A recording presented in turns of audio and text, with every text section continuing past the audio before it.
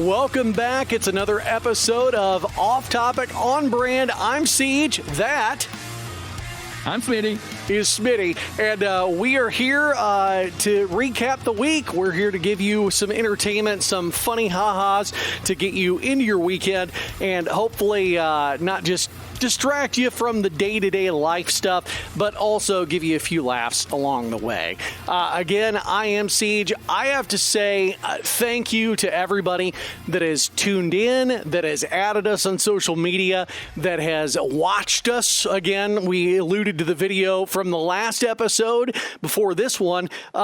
If you saw that video and then went back in the archives to see or listen to what we've brought to the table and this didn't scare you off, hey, rock on. You passed the test. If this is good enough, then you can stick around. All right, cool. You went through the initiation phase, and now you have passed. You're good to go. So, again, it's been absolutely insane. And as of recording, we are over 100 fans, listeners, friends, whatever you want to call it, on Facebook alone. So I don't know how that has corresponded to our Instagram feed or our Spotify listenership, but I know we're slowly but surely gaining followers on YouTube, and we appreciate every comment and every like and every share and just anything you're willing to do for us. It's a labor of love for sure. Oh, yeah. Like, we loved anytime that I open up our socials and I see new comments, new likes, things like that. You sent me the screenshot earlier saying we were over 100 followers there on Facebook, and I legit had that moment of, wait, what we have triple digits, which I know in the grand scheme of big podcasts, that's not a huge number, but for us, like that, to me, that's monstrous. And just seeing it climb, that's the cool part. Every week it's climbing. Our reach seems to be expanding. It seems each week we're hitting a new state or something like that. Our plays are consistent, steady, and more than anything, I'm just so thrilled that you keep listening to it, that you've listened to it, and I'm so I'm completely overwhelmed in a way, humbled, but very appreciative just of everybody that tunes in to hear a couple dudes that just like to talk to one another. Well, and to me, I think the most amazing part of it is it's our entertaining bullshit is entertaining other people. That's, I think, the best thing about it. Because those that are with us day in, day out, you kind of get that feeling of, oh, they're tired of hearing it, or they've heard this story already. It's everybody else. That's what the fun part is, that it's, oh, this is actually entertaining other people too. So I'm glad you get to be in on the club and you don't need to know a secret password or secret handshake or anything like that. And we're not charging for it either. That's a nice price of admission there. Free. You can't beat that. Yeah, I mean, anytime you can give something away for free, well, I don't know about any time you can give something away for free. It's good stuff. But in this world, definitely any sort of entertainment that you can get on the price of on the house, then it's going to be some good stuff. And again, I hope that people are taking away from this. Either they're laughing along with the goofy things that we do, the way that we title our episodes, even, and I hope that people also enjoy those few moments that we have gotten a little on the heavier side of things. I've had comments and messages from people. One way or another, it seems like we're resonating. So that definitely is a good way to feel motivated each week to come back and do this more and more. I don't really know what Nine Inch Nails has to do with it, though.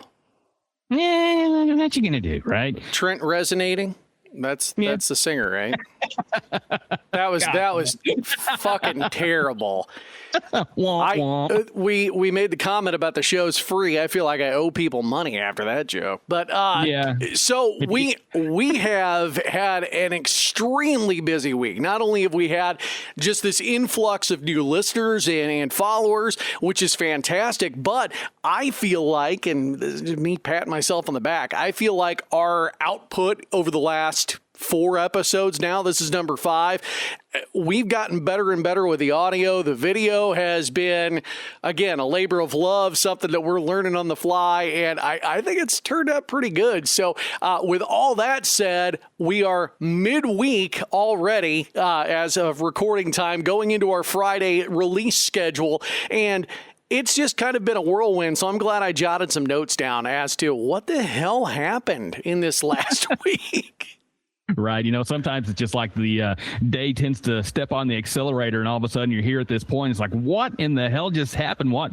Do I have anything to talk about? I know I did something. I don't remember it. Ah, crap. So at least you took some notes. I'm just going to wing it today and hope that I can remember things. There you go. So for me, just our wellness check portion of the episode, I had a fantastic weekend. So last weekend, we had snow up here in our neck of the woods, and it was one of those, it was the first Friday of Lent. My daughter had been begging to go to sushi, and it's like, well, depending on what the snow does, we may or may not go down the highway. And she had her physical for the school year and her latest birthday coming up on Monday. So Mom was like, okay, if we don't get to go on Friday, you and I will have a day out. They'll both kind of play hooky along with the shots that she had to have for school. And they didn't have the day at school on Friday, so they got a day off. And then by the time I got home about 4 o'clock, it was, the roads aren't bad. It's chilly and it's kind of gross everywhere else, but we could head down the highway. So we headed down the highway and we had some sushis. It was delicious. There's a place called Izumi up here. They have the all-you-can-eat offer. The only downside is Erin is now 11, so she is eating on the adult menu. That's the taxing part of it. It's a little pricier than what we would like, but it's still worth it. So we had that, and then they ran us out of Barnes & Noble after we were done eating. We actually closed up the shop.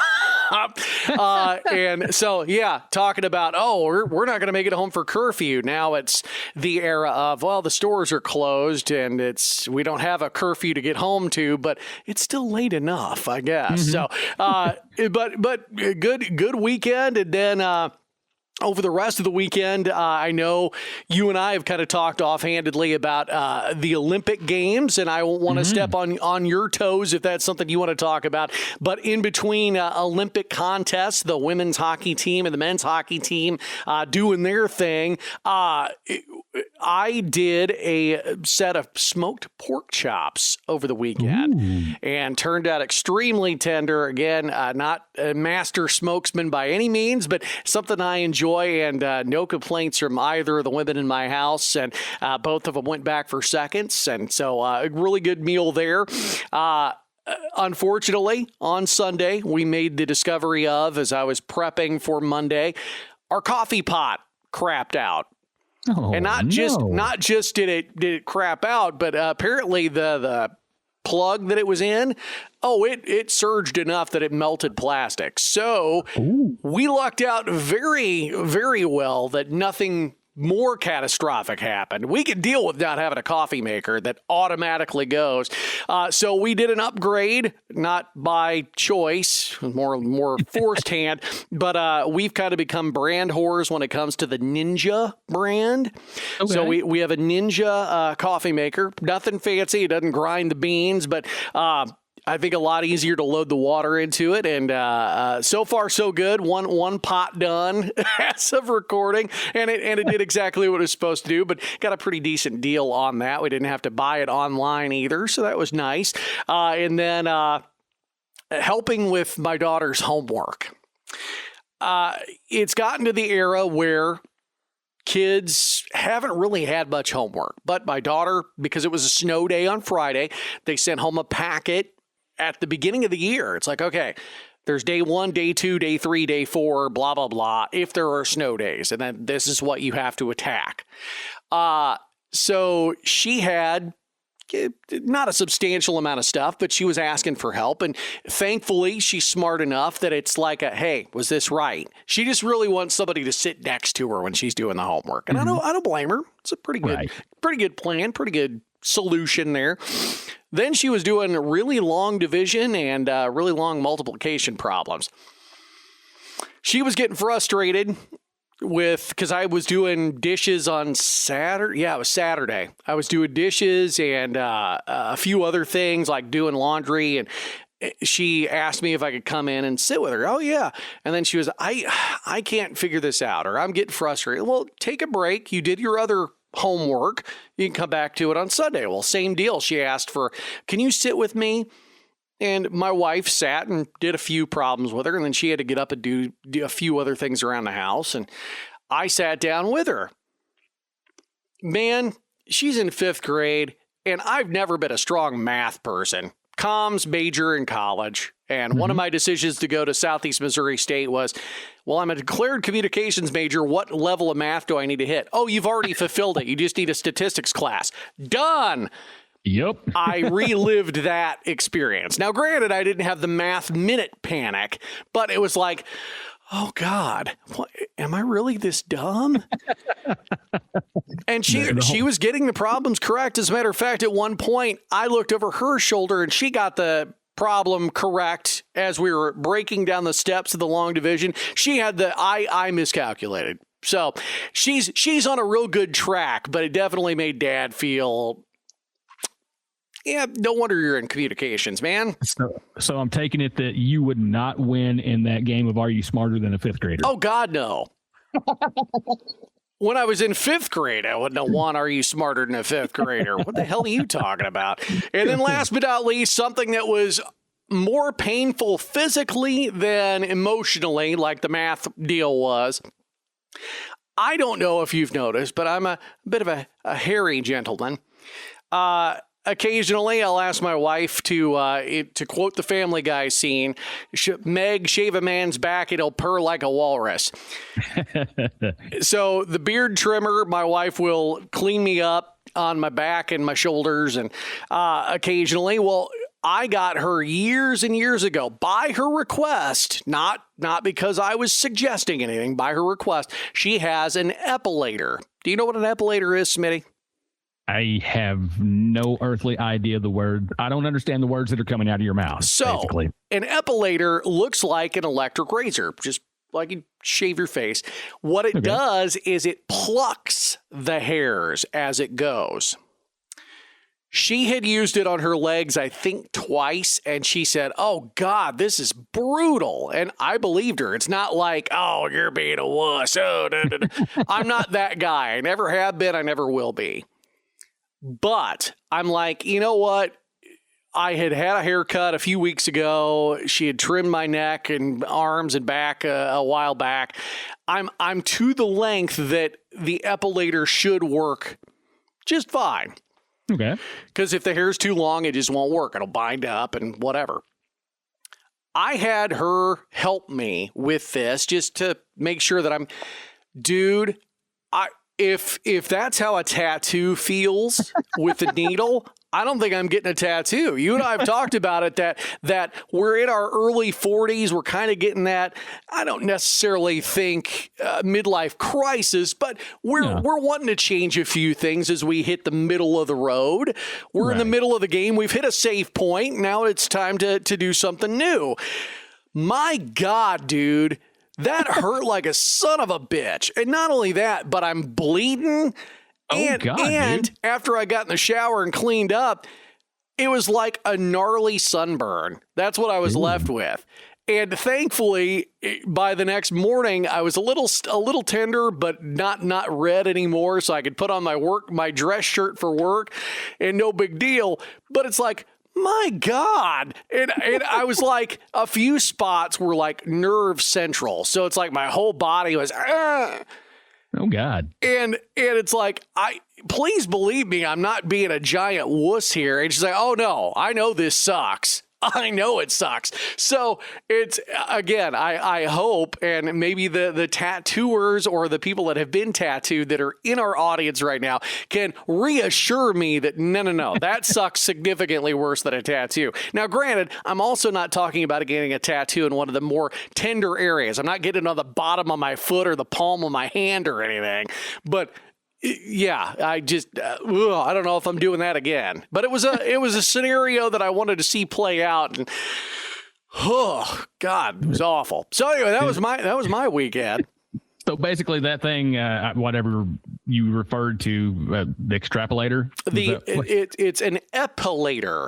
There we go. So one, Do you still own it, or did it go in the trash after that? We still own it, and shockingly enough, going slow and steady is much more effective and more painless than going in the high speed, which on my beard trimmer, if you're going low speed, it's like, oh God, I'm going to be shaving for another hour. Yeah. The high speed is an awful, awful option. That's if I need to be punished. If you need to hit me with a bar of soap and a sock, or the high speed's going to let me give you the nuclear codes. I'm just letting you know that now. So also my next question in reference to that thing is, yes, where on the FAFO scale did that rank? Well, because it was requested, it wasn't a suggestion. Hey, let's try this. It wasn't quite on the FA side of it. The FO was definitely around a 10. Yeah. Finding out was not a pleasant experience, but the effing around, it was because it was my suggestion. It was more of a 2. Yeah. So had I been goofing around, and again, the scenario that I laid out, teasing my wife on, like for example, you've seen the clips of people getting waxed when, it's not going to be that painful. And then they get waxed, and then the women laugh at the men being giant crybabies about it. I knew this was going to suck depending on where it was. I just didn't know to what extent. And the fact that I started bleeding in a few spots, like, oh, this really sucks. But yeah, so needless to say, sushi, arm scalping, smoked pork chops, broken coffee pots. That was my weekend. It was a hell of a weekend, dude. But hey, at least you kept that thing above the belt, right? There you go. Oh my God. Above the shoulder. It was above the shoulder blades. And you know what the other thing was? After the arm experience, it's like, I am not asking you to touch my neck. Not even a chance in the world. And she said, yeah, I wasn't going to. Right. Yeah. Just leave it as it is. Just to be. Well, I definitely didn't have as painful of a weekend as you did, my friend. In fact, this weekend, I really took it easy after last weekend. If anybody didn't tune in, hasn't listened to the episode from last week, I went a little too hard. And I got just a little too lost in the sauce last weekend. You went hard in the paint. I went hard in the paint, dude. Yeah, so I did not. I went into because I kind of felt like crap the majority of middle of the week last week. And I'm old and hangovers suck worse all the time. But I went in this weekend intentionally. It's like, I am just going to have a chill, very relaxed weekend. I'm not going to plan to go anywhere. Really don't have any plans to do anything. A lot of people are, busy with life, out of town, things like that. That's perfect. I just kind of want to exist in my own space. And that's pretty much what I did. Friday after work, I just chilled, gamed a little bit, didn't really do a whole lot. And then Saturday I woke up, one of our drivers. So, each day I send out a text letting our employees know what time they need to be in the following day. And then on Fridays, it's for Monday because, each day we have fluctuating schedules, things like that. So when it's cold outside, we don't bring everybody in because we're a very weather dependent sort of industry. I work in ready-mix concrete. And so when it gets cold, we can't exactly open up the plant. It's kind of hard on materials. It's hard on the plant itself. And so on days like we were getting ready to go into on Monday, forecasting to be in the teens, wind, things like that, we won't always bring everybody in because there's just not enough work to go around. So basically on days like that, we do material hauling, which we go get our own rock and cement and things like that. And so when we have days like that, I'll ask drivers if they want to come in. I'll start the seniority list at the top. I'll be like, hey, you want to come in or you want to pass it down to somebody else, let somebody else get some hours, whatever. So I got my guys and I'd send everybody a text and I said, hey, we're bringing in, and the text I sent was, we're bringing in 3 drivers to haul supplies for Monday. Do you want to come in and work? And one of the guys had been sick most of last week, and he was like, yeah, I need to get some hours in. That's fine. I'll come in. Like, all right, plan on being here at 7. So I wake up Saturday morning, and he's like, hey, man, where's everybody at? I'm like, what are you talking about? He's like, yeah, nobody's here. It's like, yeah, it's Saturday. Of course, nobody's here. He's like, oh, man, I'm a dumbass. I read that text wrong. I thought you meant tomorrow for Monday. I'm going home. It's like, yeah. So I woke up early Saturday with a good laugh and got me some coffee and everything. And I was sitting around looking. I don't have a lot of stuff in my apartment right now. I mean, enough things to keep me occupied. I've got the essentials. I've got a TV and I've got a couch and I have food. And I have a bed. So I'm pretty well set. But I had some things that after last weekend's debacle of the alcoholic adventure that I went on, didn't really do a whole lot of choring. So I was like, this weekend, I'll get around to doing it. So, I deep cleaned the crap out of this place. I'm talking about, I finally went and bought a mop. I did an adult thing and bought a mop. So I went in and mopped the kitchen and the bathroom floors. I cleaned off the sink. I cleaned off the mirror in the bathroom. I vacuumed off all of my little throw rugs that I have in the bathroom. I went back and vacuumed every single room. I did the studio here that I'm in now. I did my bedroom and the living room area. And then I cleaned the counters, the stove, the microwave. Man, I cleaned my little island that I've got. Dude, I literally deep cleaned every single freaking thing that I own. And I'm talking about like this was, gosh, I think it was like a 4 or 5 hour process of stuff that I was doing, taking trash out, throwing away crap I don't need anymore. And it was just like, I had one of those moments where I stopped and like, when did this become my life? What am I doing right now? And well, just kind of looking around. Very clearly, you were more hydrated than you were on Sunday of last week. Oh my God, dude! Yeah, I've probably drank a keg's worth of water over the past several days to get myself back to feeling somewhat human, as much as I can feel like a human and everything.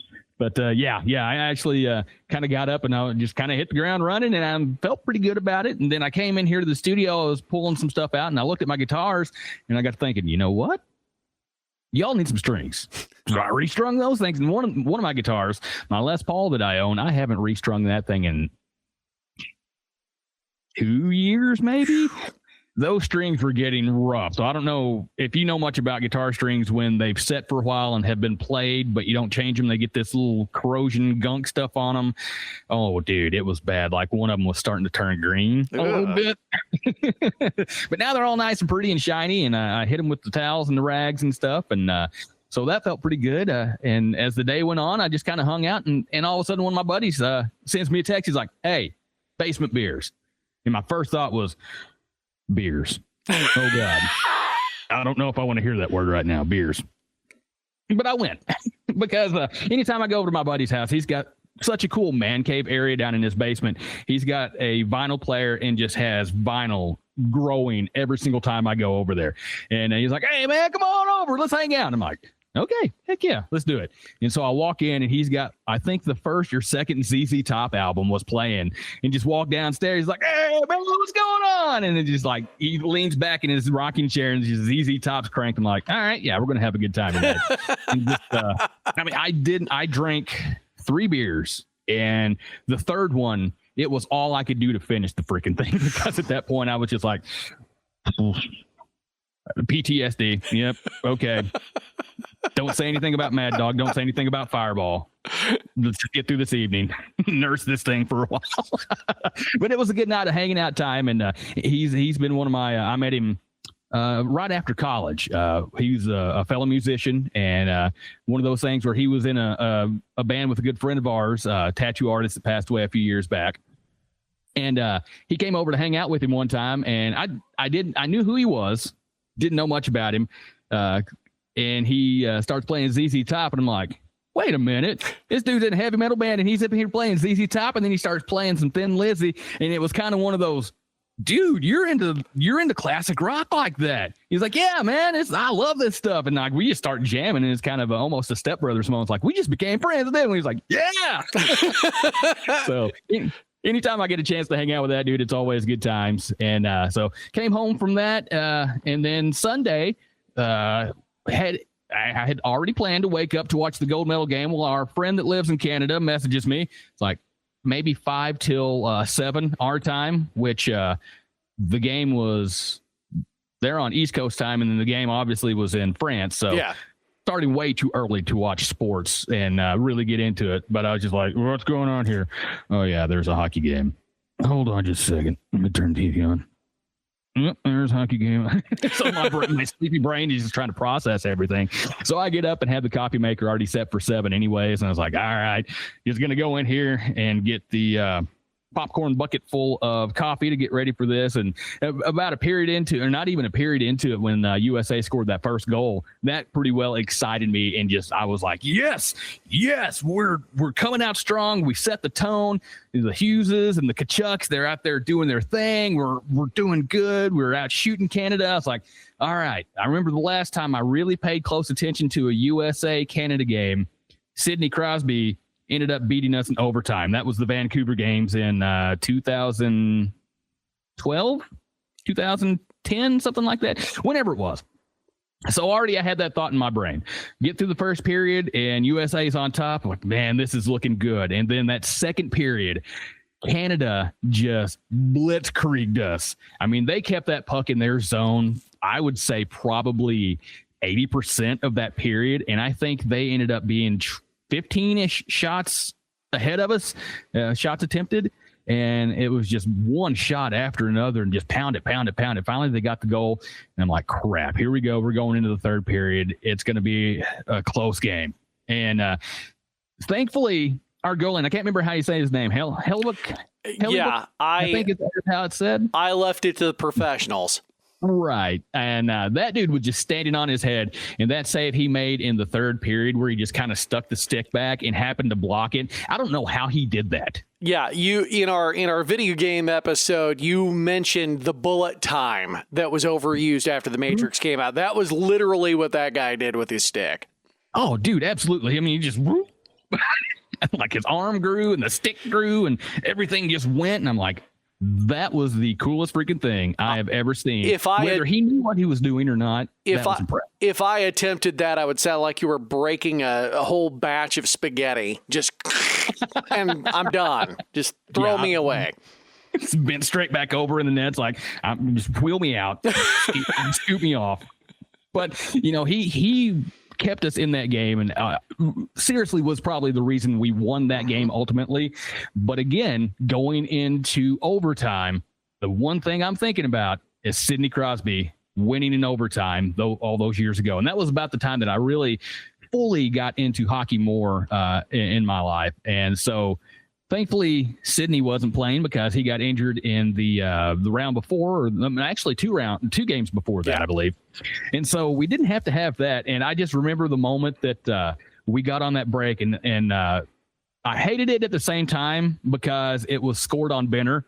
And I'm like, this is just weird cheering against the guy that's the goalie for my favorite hockey team.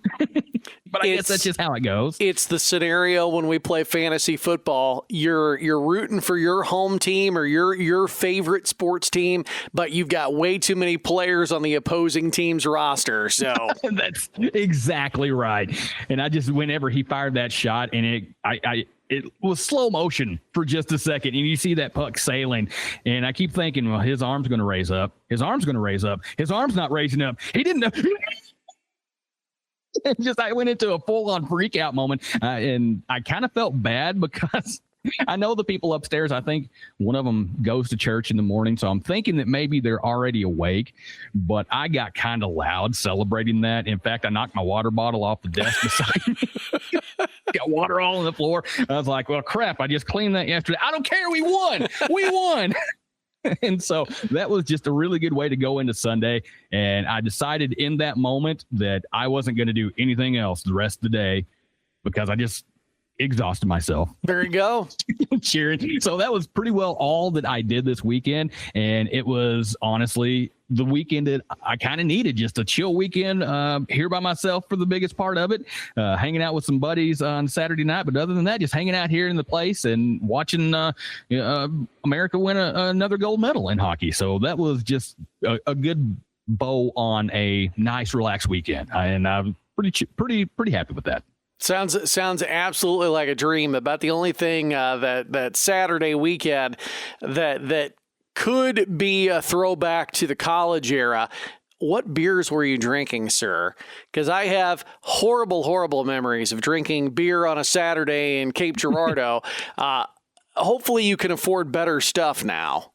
Oh, yeah. I mean, the weekend that we partied hard, it was a mix of, there was some Busch Lights kind of become one of my go-tos, and that's what my buddy drinks. And I believe there was a IPA thrown in there at some point, and maybe a brown ale or a porter, possibly. There was a variety pack that was in the fridge that we kind of cracked into. There was no Keystone, no Natty. No, and also, it doesn't sound like you had the bottles outside to let nature freeze the bottle of Stag. No, nothing like that. No, and this past weekend I kept it with Coors Light. Just stayed with that. A nice light beer that's kind of like water. I think that's what I kind of had to have for that weekend. Well, all things considered, sounds like a great weekend. You didn't have to bleed for anything, so that's a nice train of thought. And at least your guitar string that was in a state of disrepair, thankfully, did not snap on you and whip you, because I know those things suck. Oh, yeah. I actually, years ago in my teens, when I was first getting into guitar and everything and learning how to restring a guitar, I didn't really know that you're supposed to loosen the tension on those things a little bit, and snapped one and it kind of shot straight back, and it didn't go into my arm deep, but it hit my arm right about there and stuck and started bleeding a little bit. And I was like, well, I need to learn what I'm doing, because I'm going to hurt myself if I don't at this rate. So, yeah, lesson learned many years ago on how to do that for the most part the right way. There you go. Well, that is our check-in, and I think we need to move on to pop culture, sir. All right, man, hit me with it.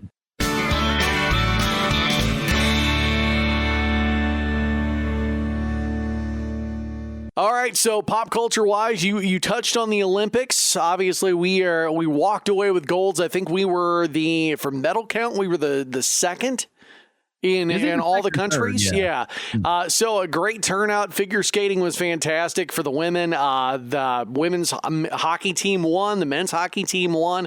Good stuff. Good showing by a lot of different folks, pro athletes, and give you a little bit of that country pride while you're at it. And also got to shout out the Latvian team. They brought home 2 medals, a silver and a bronze. And so that was a great showing for a smaller Olympic team that they brought to the fold, but a great one to come home with. So that was really cool. Watched a lot of college sports this weekend, which is kind of crazy. Not to say that I'm opposed to it, just don't really watch many college sports, but our Iowa colleges rocked and rolled this weekend. We had the Iowa women's basketball game on free TV, so I actually got to watch the whole thing, and it's not just because of Caitlin Clark, because she's not in college anymore. But, yeah, the girls put a whooping on, and it was a great game, going higher up in the rankings as the season continues to progress into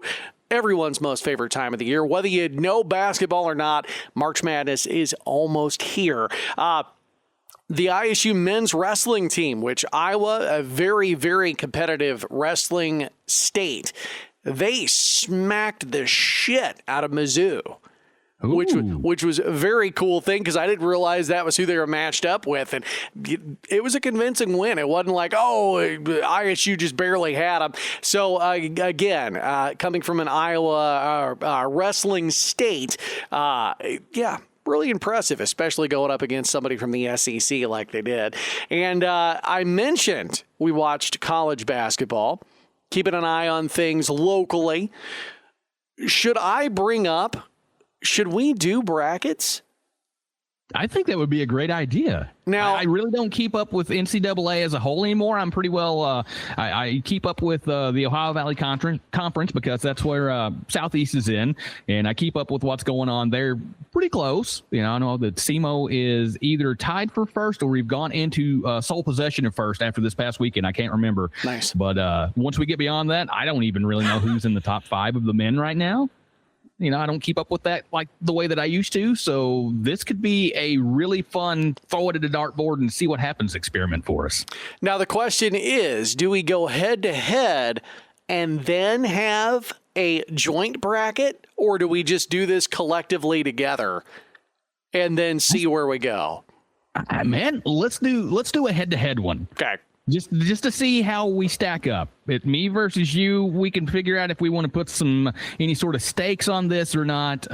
It could be fun. It could be monetary. It could be an embarrassing. The loser has to do something funny on the podcast type thing if we want to approach it that way. Well, all I know is that whatever the stakes may be, I'm down, but I am not going to epilate if I lose. That will not be.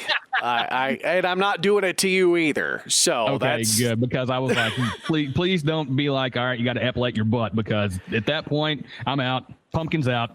Yeah, well, it's been a fun podcast. I appreciate you, but for your future endeavors, I know my limits there, buddy. I'm absolutely down, and we've got a few extra weeks. I think the bracketology doesn't actually become locked in until, I want to say Selection Sunday is like the 15th or something. I don't know. I don't have a calendar pulled up. Second week, I think. So we've got a little bit of time between my birthday and your birthday before tourney time actually begins. So we'll collaborate, cooperate, and we'll keep each other honest. I think we could take pictures and post it to our social media pages to say, hey, look, here's what our brackets look like, and then stay honest and then talk about it as the show or the games progress.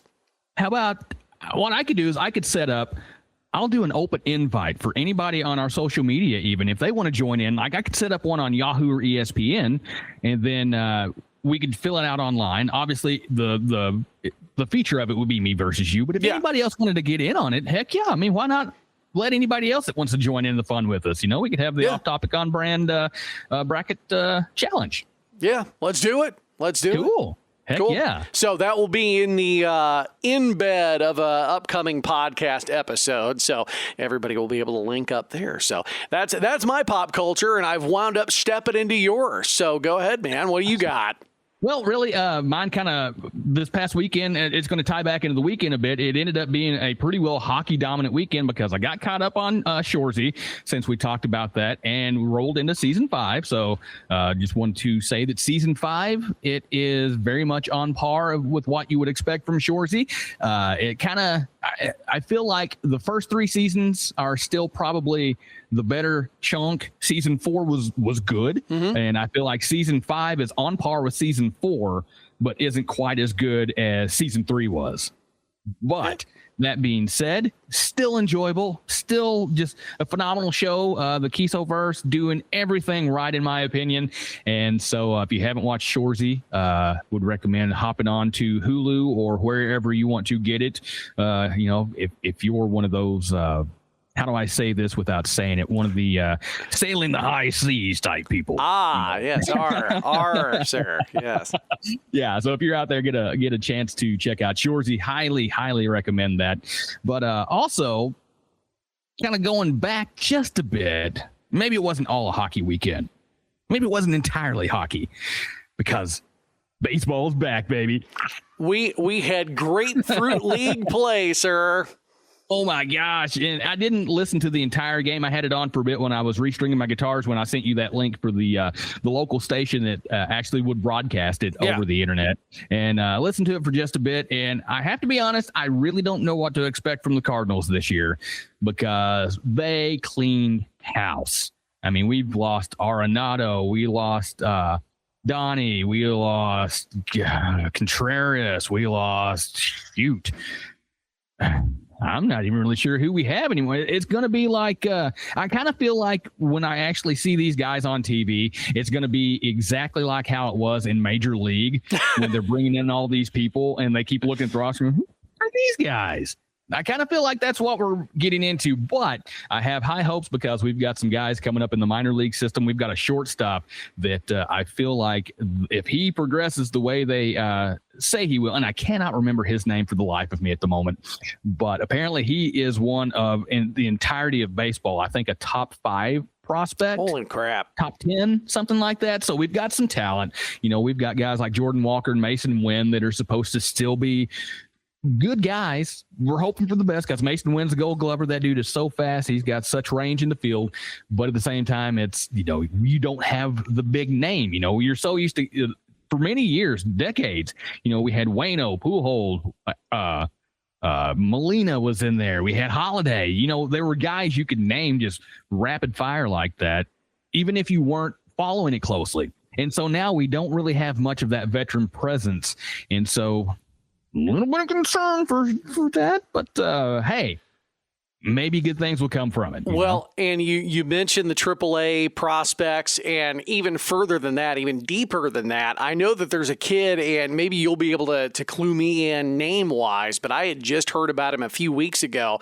Apparently, he's that good of a prospect that we picked him from single A, and he's bypassing Memphis all the way up to the majors. And I don't even know what position he plays. But again, this kid, they picked him up right out of the draft. They threw him in single A ball, and he's going to bypass double and triple A to go up to the majors. So apparently this kid's legit. Right. Yeah. And I think that may be the same guy that I can't think of his name that's supposed to be the top prospect type kid. But yeah, if that pans out, then, maybe we'll be on track quicker than what it seems, because it very much seems like we're going into a rebuild year, whether we want to or not, the Cardinals way. But if you were alive at the time that we were as kids watching it, we went through the 90s. And granted, there weren't many years that they were down, but they did not have some of the greatest teams. When Ozzie was at the end of his career, and the Secret Weapon was at the end of his career, and we lost guys like Willie McGee and the pitchers, Tukes and the Bennesses and stuff like that. When we kind of started losing all of them, the team kind of dipped down a bit before Ray Langford came along, and then all of a sudden a guy named Albert Pujols shows up, and we know how that goes. Got a couple World Series out of that fella.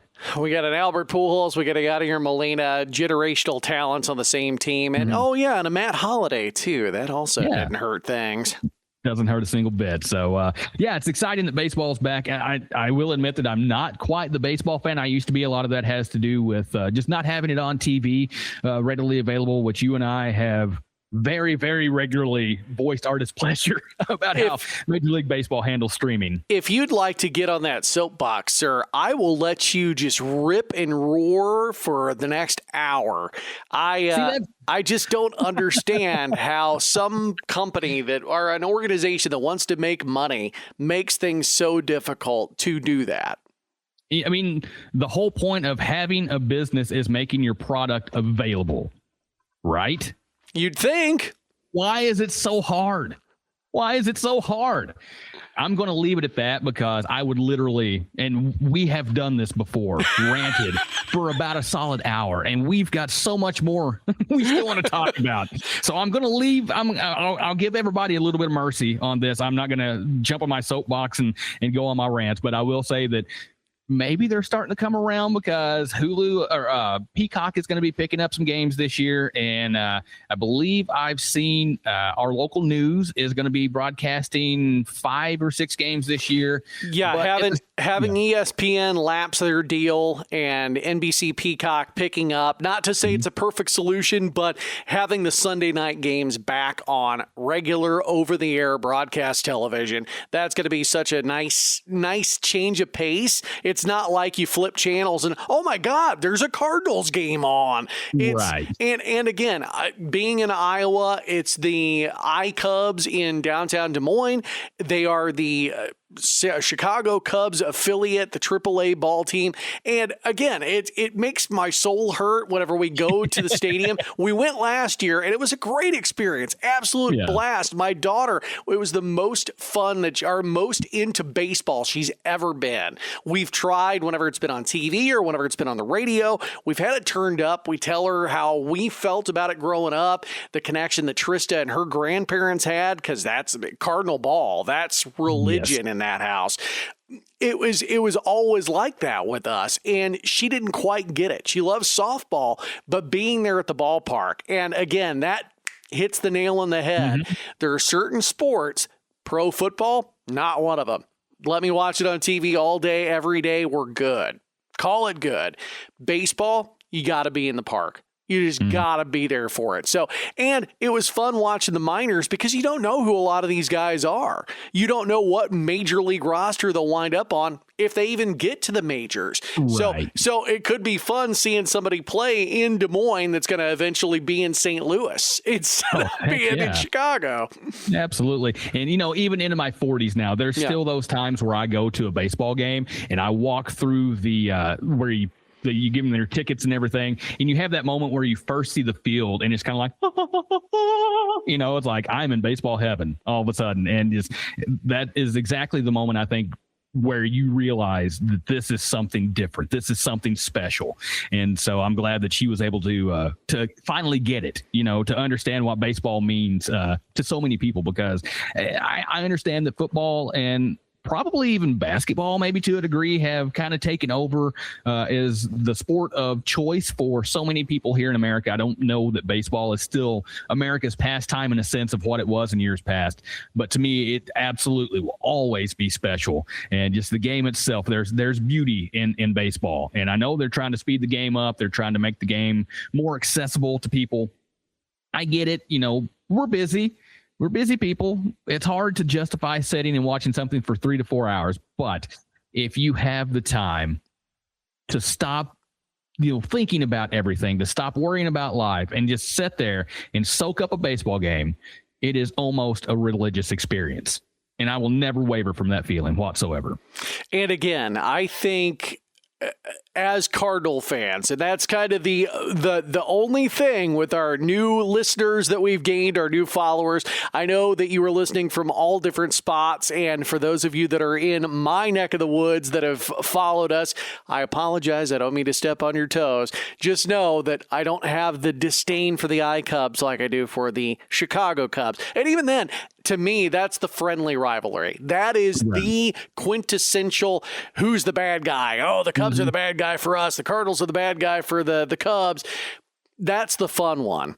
Cincinnati Reds, on the other hand, that is like the Yankees and Red Sox rivalry. That is the somebody's getting a battery thrown at their head rivalry. Not the Cubs Cards. Now, granted, it can get chippy, but it's not as hostile as others are. Oh, exactly. I mean, sometimes with Red games, it's almost to a point of that's just a fight on site. It's unavoidable. Cubs games, yeah. We're dropping gloves.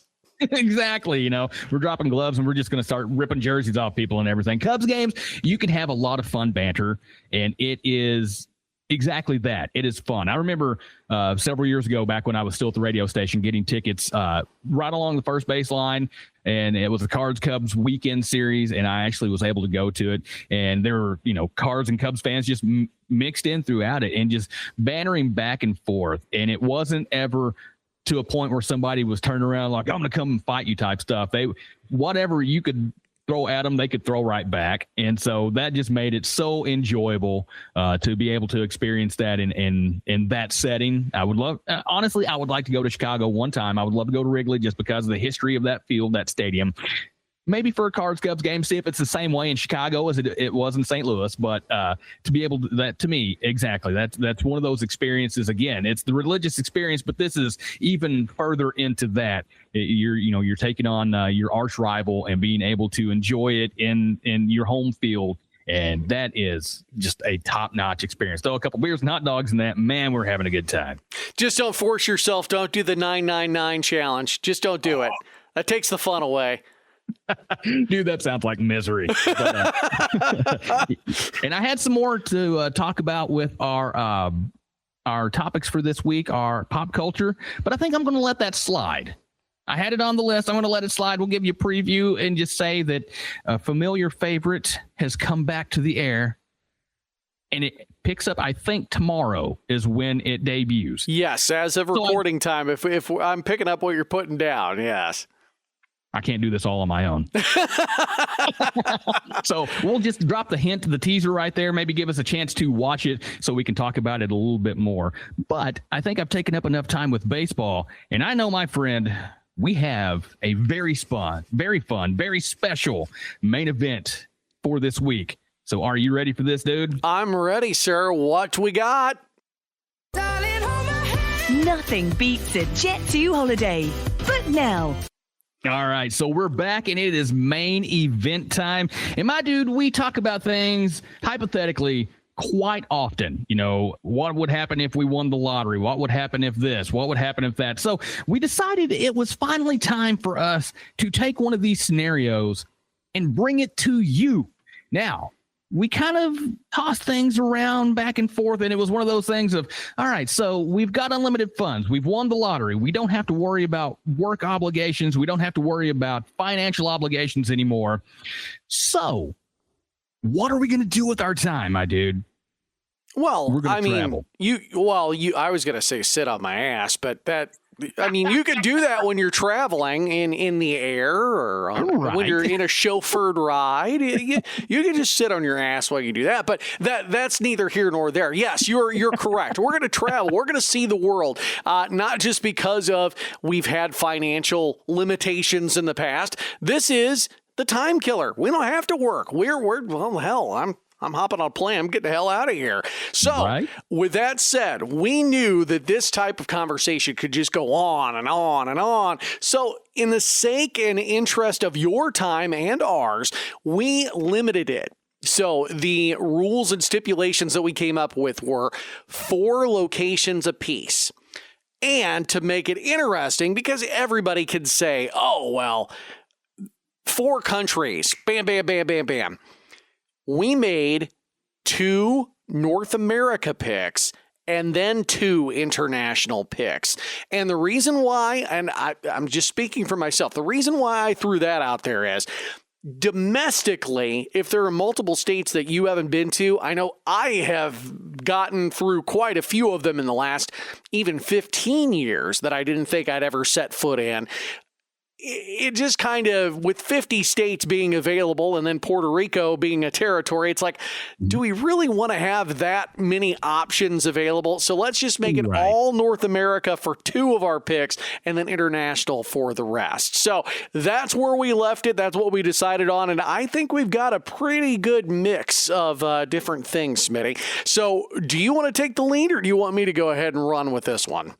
Well, my dude, since you let us off tonight, why don't you go ahead and roll right in and carry us on with your first pick? Cool. So I have got, out of my 4 picks, I will just go ahead and give this bit of a spoiler.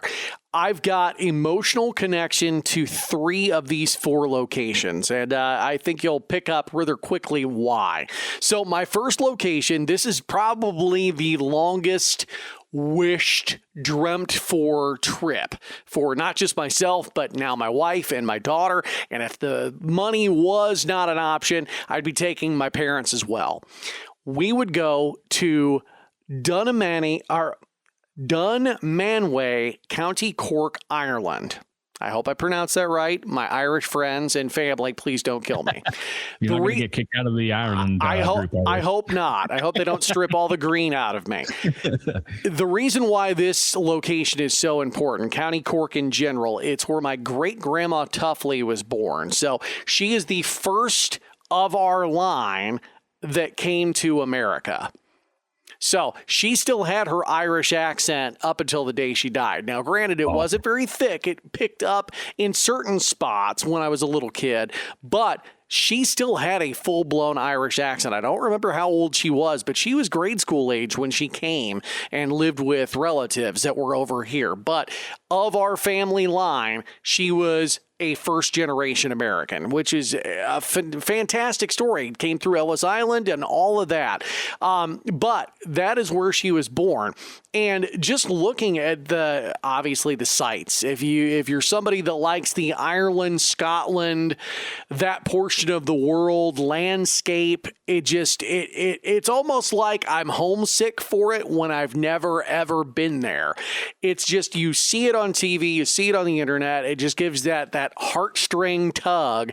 And so I thought, what better way to retrace some family lines? And also, there are so many cool things that they've got there. And we're trying to make this personal without sounding like a tour and visitor bureau pitch.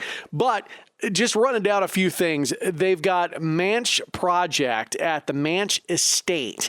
So this is a project that was designed to demonstrate the sustainable and establishment management of woodlands. So in the middle of this, not necessarily even industrial area, but heavily populated area. So it's a major metropolitan city.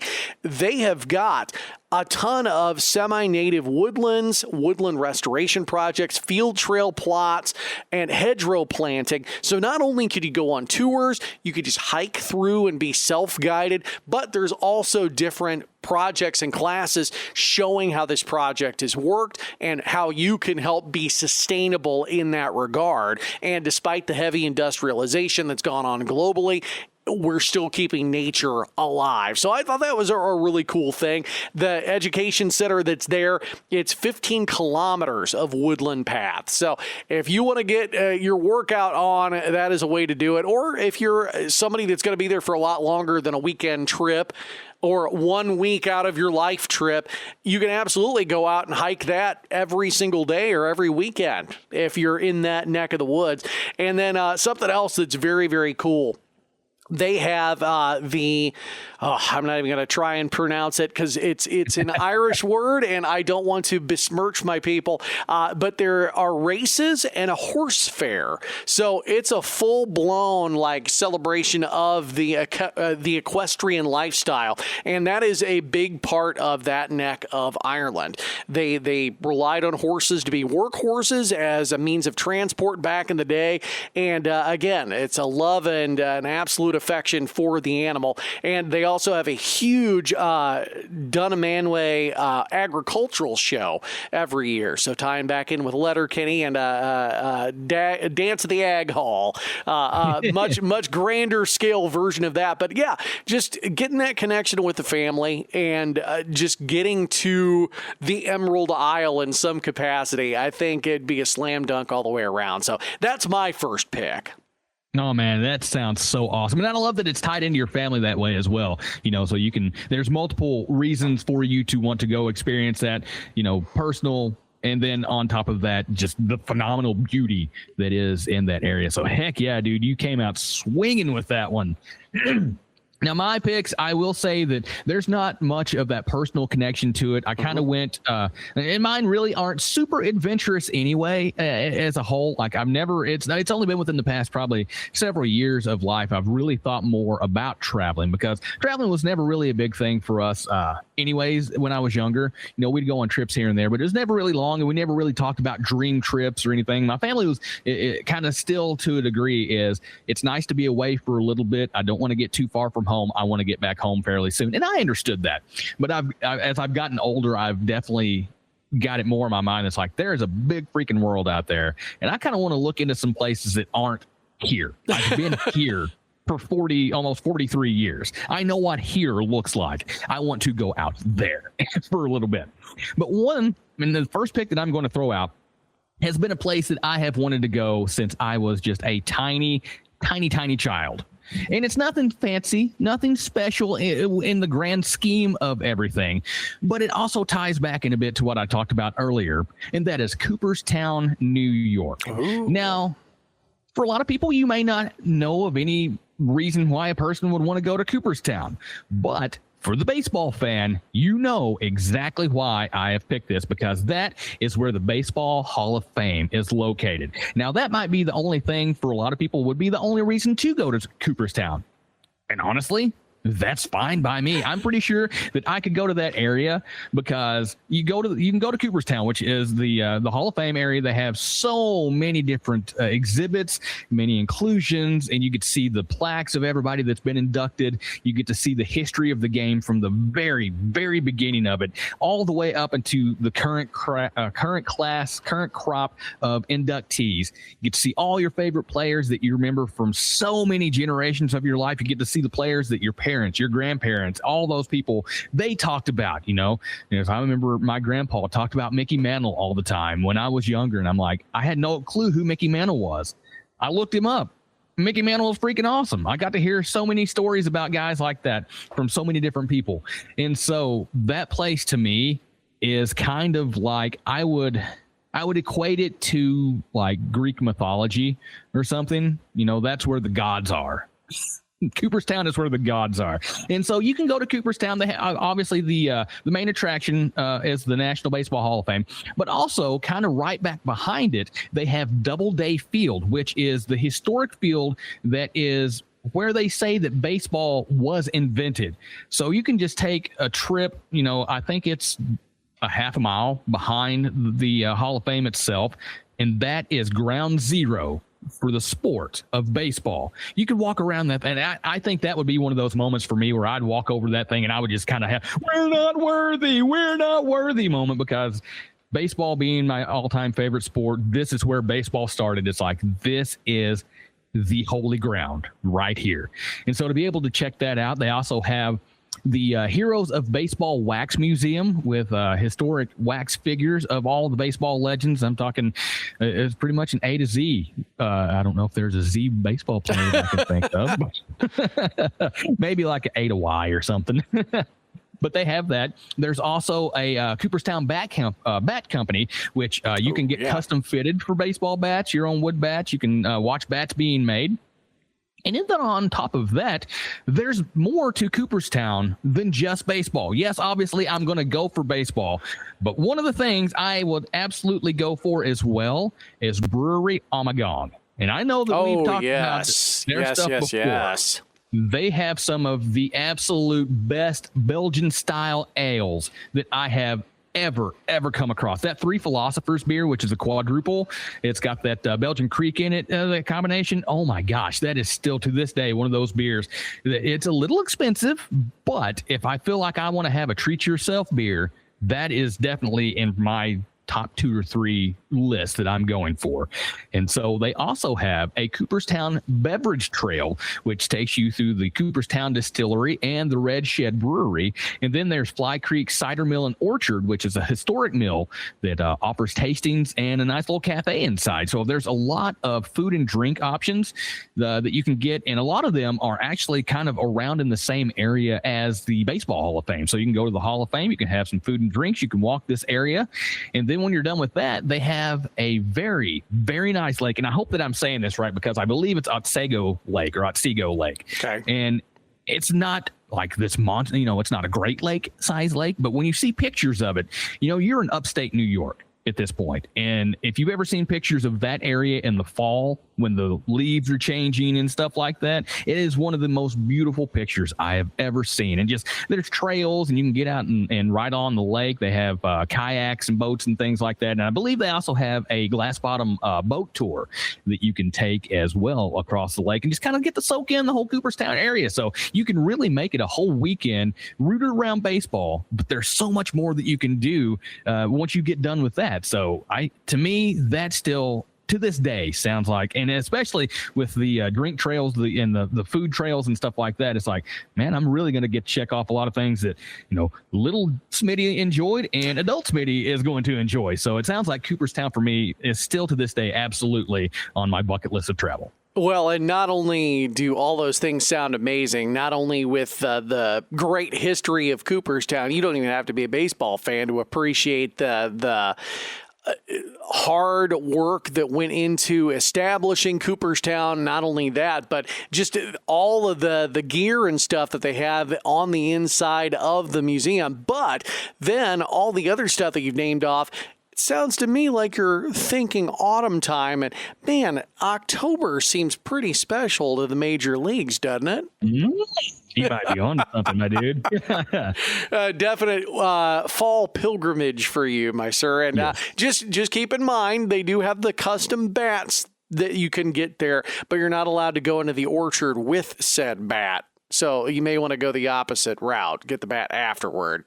What's the fun in that? I know, but I'm trying to help you to not be escorted out of Cooperstown. Well, I went my bucket do list not location admit this out. man. So that's a great first pick, man. And again, I think even though it didn't have like an emotional weight to it with, oh, I've got a family member from there, blah, blah, blah. I still think because it's resonated with you for so long, and it's been one of those, you've never been to Cooperstown, but that's one of those places like you can already envision what it would be like. And it just, you already know the hollowed halls that you would step into. So I just think that's fantastic. And it definitely calls back to being back in your youth with getting to hear Cardinal baseball all over again. Oh, heck yeah, dude. So my number 2 pick, again, another emotional one, and I'm kind of stepping on your toes. I know, because we've already talked about not necessarily the location, or maybe we have. It's been a lot of talks throughout the years. But I am going to go to Canada. And my Canadian travel is going to take us to Winnipeg, Manitoba. That is where my mom's dad, my Grandpa McGuire, that's where he was born. Now, he wasn't in Canada for very long, but I would love to find the area. I don't even need to go up to the house if it even still exists, but the farm where he was born. I would love to get to that neck of the woods. And reading up on Winnipeg, honestly, I don't know a whole lot about the area. I really don't. I've got that familial connection. And looking into Winnipeg, Winnipeg's one of those cities that really has a whole lot to offer. But compared to like a Toronto or a Vancouver, it really doesn't get talked about nearly as much. And it's a shame because reading into it, Winnipeg is like 800,000. It's almost 900,000 people population. Okay. And then in Manitoba itself, just all around that area, they've got a great zoo. Like they've got it's a insane polar bear exhibit. And like the pictures look like you could pretty much hand feed the polar bears. It's nuts. And then they've got a Journey to Churchill exhibit. In that's where the polar bears, and there's also a leaf botanical garden. Obviously, the Winnipeg Jets and the Toronto Maple Leafs, and the maple leaf being such a key thing in the country. But everything seems very, very cool and not very expensive, to be honest with you, which that is a knock on Toronto. Toronto is very expensive. But then after you check out the zoo, you're going to be hungry after a long day or long weekend. They've got an exchange district, and it's famous for historic architecture, boutiques, and a lot of different cafes. So I figure my whole deal is when I'm going somewhere new, I don't want to look like a tourist. I can be somebody from out of town, but I don't want to be a tourist. So if I could just go into that exchange district and wander into a boutique or wander into a cafe and just blend in and kind of people watch, that's the dream. That'd be so cool. And just having that connection with my grandpa, just knowing that obviously it's totally different than when he was alive and when he was in Canada. It would be a cool connection, but also just going somewhere new and having, because Canada is so close, it's going to feel very similar, but I just want to feel it for myself, if that makes any sense at all. Oh, absolutely. You know, it's a place you're connected to, but it's also a place that is so just very different from anywhere you've probably ever been in your entire life. And it's almost like I kind of view Canada to a way as almost mythical in a way. It's got this attraction to it, and I can't explain why. My daughter, I don't know where she picked it up from. I'm sure it's one of the streamers on YouTube, but apparently she wants to find out if the Canadians do smell like maple syrup. I mean, do you just walk up to a Canadian and, hey, what's that all about?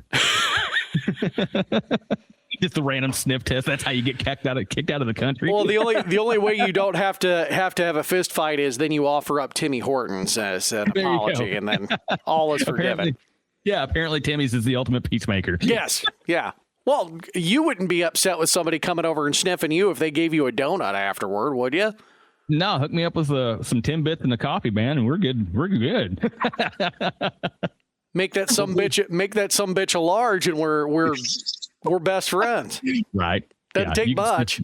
Sniff whatever you want to. I don't care.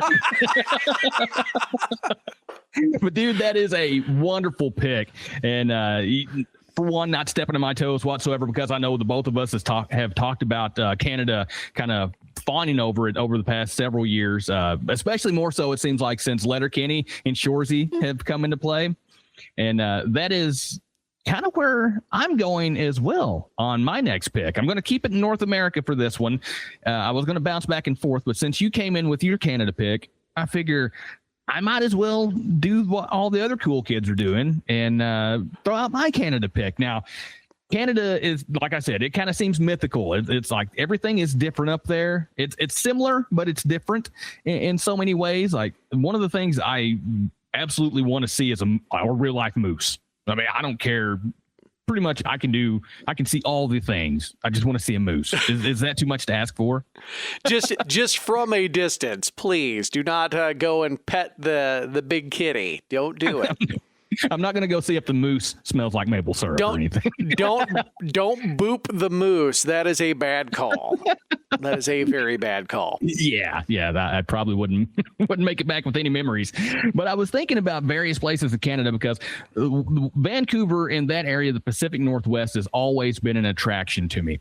And Canada, especially like I mentioned, with Letterkenny coming into play, 8-9 years ago, it kind of opened up this whole idea of traveling to Canada, because I've spoken to people from Canada before, and it was just in passing. Obviously, I've talked to people, exchange students. I remember at the college I went to before coming to Southeast, there were a couple exchange students that were on the softball team, I believe, or one was a basketball player and one was on the softball team, and just talking to them briefly about Canada. And it really wasn't any one of those things where I've got to go do this. But the thing I will tell you that sold me on this place, and it's probably the dumbest thing, is social media. Okay. And the place I am referring to is Banff. Okay. Now, I don't know if anybody that's listening has ever heard of Banff before. Now, it is a park area outside of Calgary, Alberta, Canada. Thank you for the dignified pause. And so I kept seeing all these pictures of these beautiful, just solid blue lakes and mountains in the background. And you see them all the time. And I'm just like, that is incredibly beautiful. Like that, to me, the mountainous areas with these glacier-fed lakes, that is an area that eventually I would love to end up in. Not going to lie whatsoever. That terrain, that scenery, you've got the pine trees or whatever kind of green trees, those, and the pine or something. It's not the oak trees that I see outside every freaking day. I'll tell you that much. Yeah. There's something about that just looks so incredibly pleasing. So it got me to the point of like, where is this place? Where are all these people going? And I finally saw it tagged in some pictures online in Banff, and I started researching it. And there was a point at one time it was being talked about going to for our 15th wedding anniversary. We see how that worked out, don't we? Yeah. But it's absolutely remaining on my bucket list because there's places out there in the lake that the majority of people go to is called Lake Louise. And it's just completely turquoise waters, glacier fed, and you can go up and walk around these trails. You can go up higher in an elevation, so you're looking down. You could walk right up to the lake, so you're pretty well even level with the lake looking back towards the mountains. And then there's like the plain of Six Glaciers, Lake Agnes's Tea Hut, the Chateau, Lake Louise. You can all check all these things out all around Lake Louise, just a hike throughout the day. I believe there's even places where you can take hammocks and put them up in the trees so you can actually sit and relax on these trails, and you're overlooking Lake Louise, and it is the most spectacular view. And along with that, there's also Moraine Lake, which is another one of these turquoise lakes, and it has glaciers and I think 10 peaks in the background of it. So it is equally on par as far as visually the Lake Louise is. And then you can hike this rock pile that they have. You can get there early, do a bigger hike around what is called Sentinel Pass, which I believe takes you up to a part of the mountain that is around Moraine Lake. And so you can kind of get, again, all the various views around these beautiful lakes. And then something that I started looking at when I first saw it, I was like, there is no way in absolute hell I would ever do this. I watched a YouTube video and I was like, okay, you know what? I hate heights. I am so terrified of heights. But they have this gondola ride that goes up a mountain. It's called Sulphur Mountain. And you can take this gondola that goes up into, you're looking over the Canadian part of the Rockies, and you just go up and up and up. And I think it's like, gosh, how long does it take? 15, 20 minutes or something from where you launch to getting up there? And I'm just like, oh, Jesus, I don't know if I could do this. But when you see the pictures and the view from these gondola carts, it's like, all right, yeah, I got to do it. I think it's like $60-$70 or something like that. A little pricey, but the view, absolutely worth it. And I believe once you get up into Sulphur Mountain, they have this, I believe it's Sulphur Mountain Hot Springs. It's what it's called. So you can get up there, relax in these natural hot springs and just enjoy being in Canada in a hot spring in a mountain, mooses around you, all that fun stuff. And then once you're done with all of the nature stuff, the city of Banff itself is kind of like, I believe it's pretty freaking expensive too. It may be even more than Toronto, possibly. Very expensive, a lot of boutique stuff, but I looked at their Main Street area and it looks straight back into the mountains. And it was one of those most beautiful views, in downtown Cape where the clock is. It's basically, if you could imagine the clock looking up toward the courthouse, but you're looking at that same sort of intersection with mountains behind it. And my God, dude, everything, there's food, there's drinks, there's got to be, I would have to imagine, at least like a dozen poutine places up and down the street at some point. But all of that just completely sells me on it. And it is absolutely a place. I'm not going to say I have to go. I'm absolutely going there one day. Yeah. Yeah. That one is a slam dunk for sure. And you've just made it absolutely move up on my list. It is not in my list of picks, but it is definitely moved up on my list now at this stage of the game. And I guess I didn't realize all the years you've talked about that it was that close proximity-wise to Calgary. Yeah, I think it's about 45-ish minutes away, give or take. So, it's not. So when the stampede happens, more than likely you would have to book there or even further away. Oh, absolutely. Yeah. If you're going anywhere near that place when Stampede is in July and August, I believe is when that happens. Yeah, you're probably not going to get anywhere close to it. Yeah, you might have to go to Toronto to get to Calgary for Stampede. Right. Yeah. You just drive 12, 16 hours, however long it is across the whole thing there. That's no big deal. Right. So sticking with North America, my next pick, and this will be my compilation of the sandwich. America is the meat and the other slice of bread. I'm going somewhere that, honest to God, up until last 10 years, maybe less, I'll be perfectly honest. I love Mexican food. And a lot of things that come out of Central America. I love a lot of the history that comes out of Mexico. I really do like a lot of the traditions that the Mexican and South American and Central American cultures celebrate. But as for visiting Mexico, I can't say Mexico City has really done much for me throughout the years. Obviously, you hear about people going on spring break. You hear about Cabo. I don't want to go to an all-inclusive resort. I want to, just like with my Canadian pick, with my Ireland pick, if I'm going somewhere, I want to go and be amongst the locals. I don't want it to be there's a tourist. Now, granted, I will stand out slightly, and I have very, very, very little, if not less than zero, Spanish-speaking abilities. But the place that we would like to go is Oaxaca. Okay. So Oaxaca is kind of the southwestern portion of the country, if you can picture that. And it is a state within Mexico. So Oaxaca is a city within that territory, but it is along the coast. And there are just beautiful beaches. And it's slowly but surely starting to have that uptick of tourism, which is something that they have wanted. But Oaxaca has been able to maintain a huge portion of its tradition. So there are a lot of things that do seem a little bit more old school than some of the newer, or some of the other tourist destination places in Mexico. But what they've been able to capitalize on is, you hear, and I don't know of how much food stuff you watch on Netflix, like here's a documentary about street foods. Here's a documentary about like man versus food type stuff. We tend to jump on those types of shows. It's easy watching, and then it makes us salivate and want to eat all of the things. When we had started learning about Oaxaca, we learned that their specialty is mole.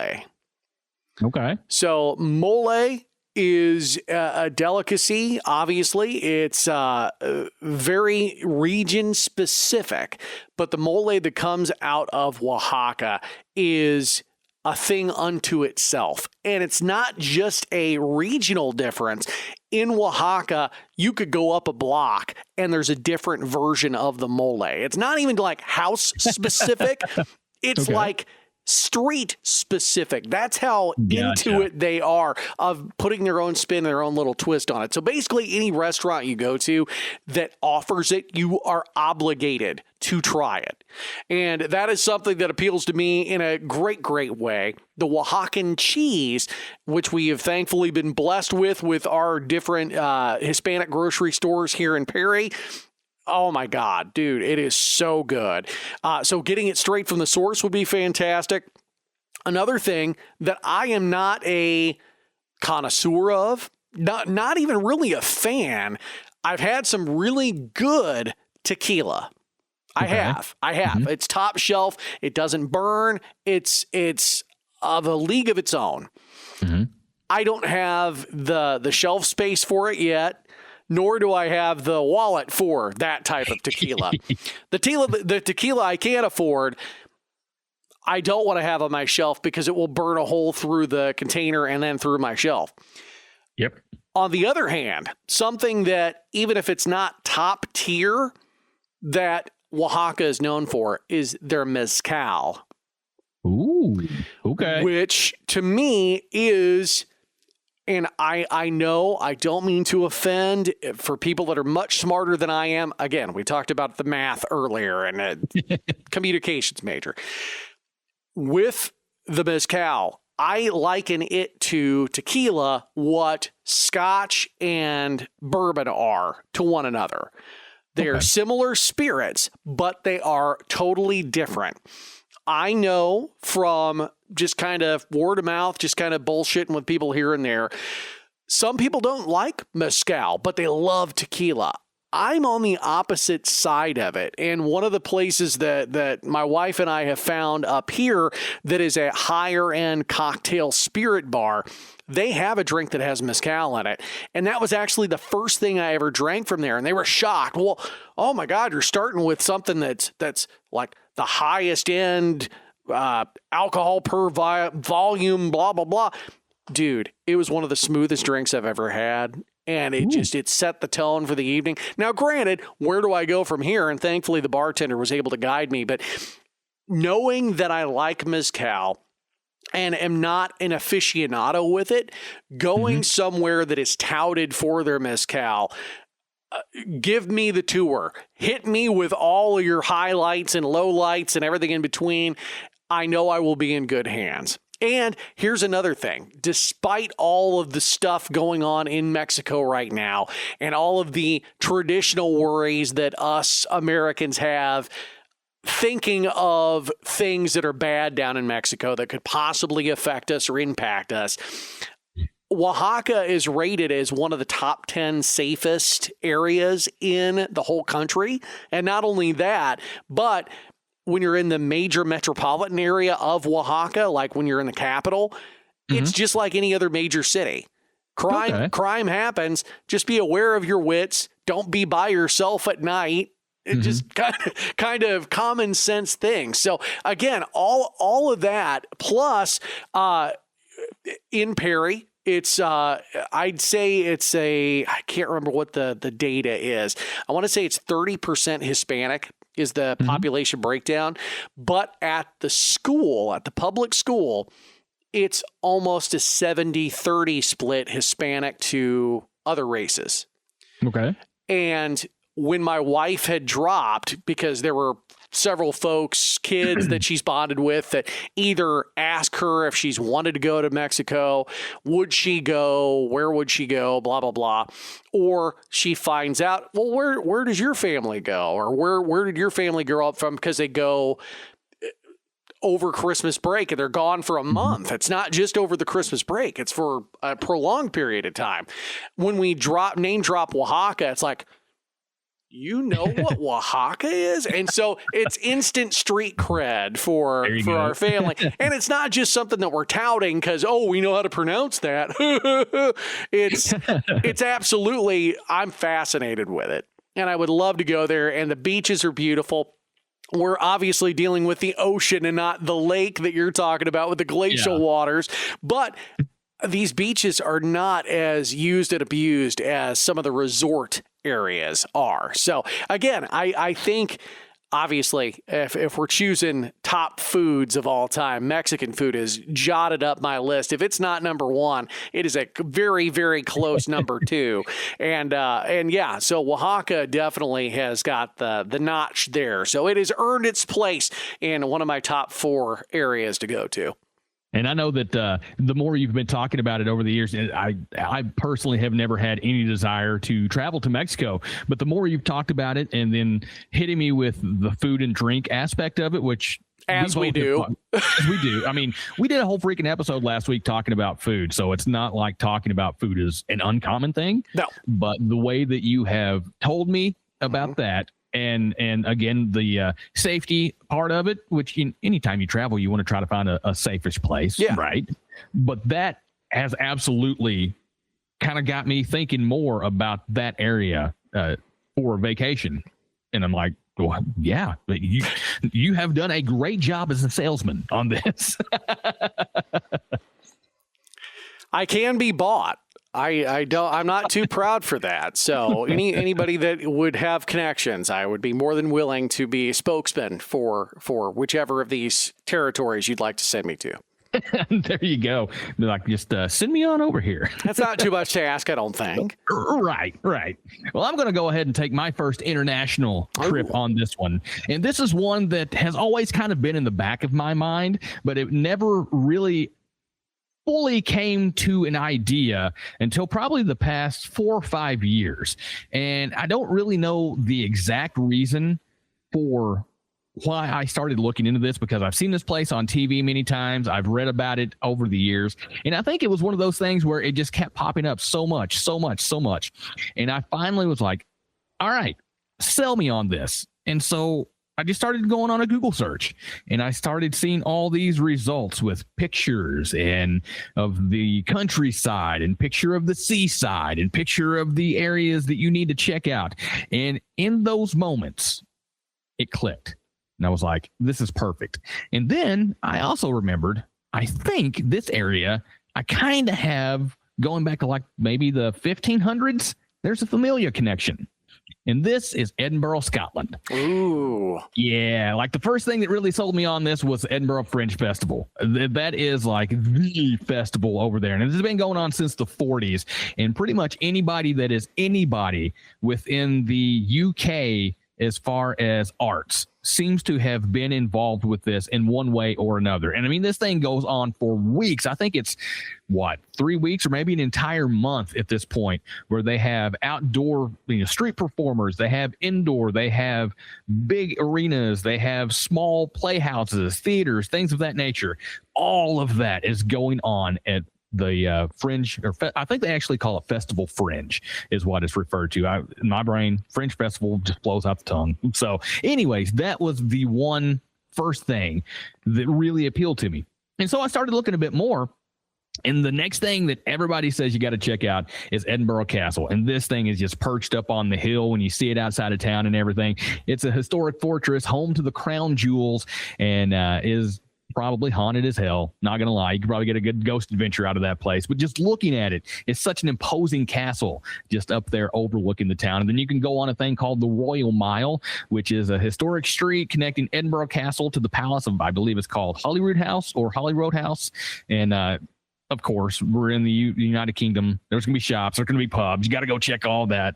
And then there's the palace as well. It's the king's official Scottish residence. And you can take tours of that. And then I believe there's also in this same area, Arthur's Seat in Holyrood Park. And it's kind of an extinct volcano, but it gives you an entire 360-degree view of Edinburgh, which to me, that would be, I have to do that. Being afraid of heights, that fear, be damned. I'm going up there just to take a look at this place. But on top of that is a place that once I really started focusing more on what to do in Edinburgh, which really, really won me over, is Victoria Street. And oh my gosh, this place looks so cool, which if you're a fan of Harry Potter, you know this by now. This was what was rumored to have inspired Diagon Alley in the Harry Potter world. And so when you see the pictures of it, it's got the cobblestone streets and it's kind of a winding little street that goes up and down. You can definitely see the inspiration, which Harry Potter, that's not the main reason I'm going to go. It would be neat to see some of it because apparently in one of the cemeteries, you see a lot of the names that are in the books and in the movies that characters were named after.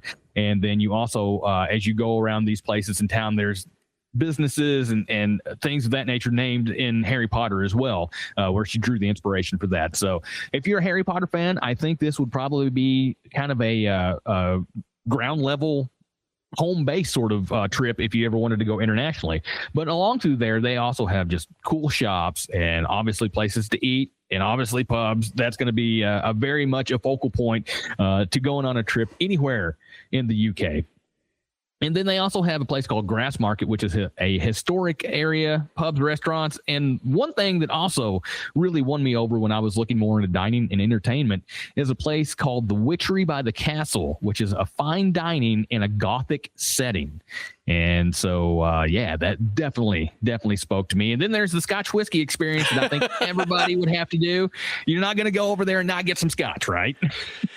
I think that is part of the travel package. If you don't do that, then they might question you. They'll throw you in when you land on the pavement, on the tarmac. Right. It's like as soon as you get off the plane, you better be asking where's the closest Scotch house or something like that. Take me to Lagavulin. But this place is Edinburgh has, like I said, it was one of those places that always sounded really cool. And the more that I started looking up everything involved with it, it was like, well, heck yeah.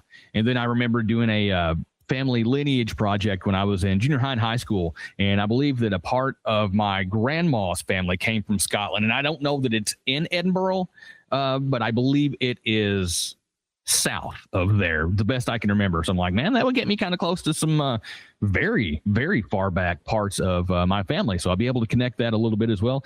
And maybe in the process, kind of venture out to the Highlands and play with one of those little Highland cows or whatever it is that's got all the fur all over them.